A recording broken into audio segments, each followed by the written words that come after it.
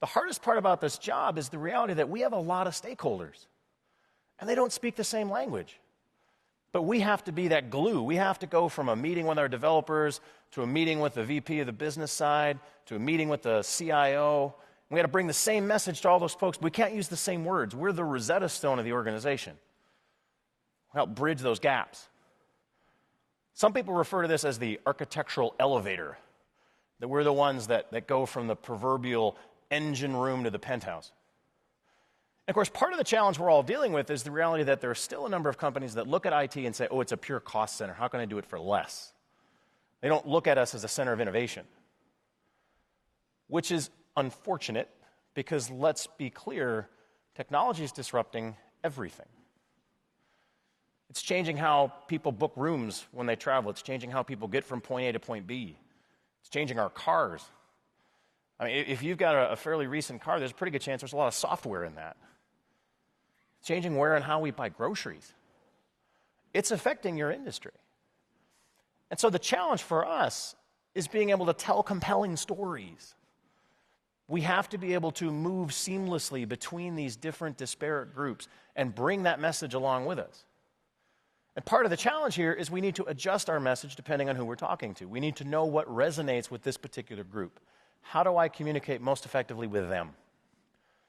In some cases, it's all about cost savings. Here's how this is going to save us money. In some cases, it's about speed to market. Here's how we're going to get to market faster. In others, it's like, hey, this is how I'm going to make your life better as a developer. And I know what at least some of you are thinking. Hang on. I have a computer science background, a software background. I didn't study Shakespeare. You know, that whole lit thing's not for me. And if you're really snarky, you're probably going to say something like, I heard if I put enough monkeys in a room, they'll eventually create the complete works of Shakespeare. So really, that doesn't sound so important. Now, the real irony to me is it only takes one monkey to create something like this. Every single one of you has seen something like this, probably multiple. A few of you have even built something like this. And you are probably very careful to make sure none of the lines crossed. And let's be fair, that can serve a purpose. It can help people see the complete picture. It can be very useful if we're trying to impress leadership. It can be used for shock and awe. Trust me, I know what I'm doing. I'm really smart. Look at this diagram. It can also be very counterproductive. One of the things I've seen time and time again, you flash this big diagram up and people just glaze over their eyes or they grab their phone and start checking Twitter. I don't want to pay attention to this. As a presenter, I cry every time I hear this. You probably can't see this. Then why did you show it to me?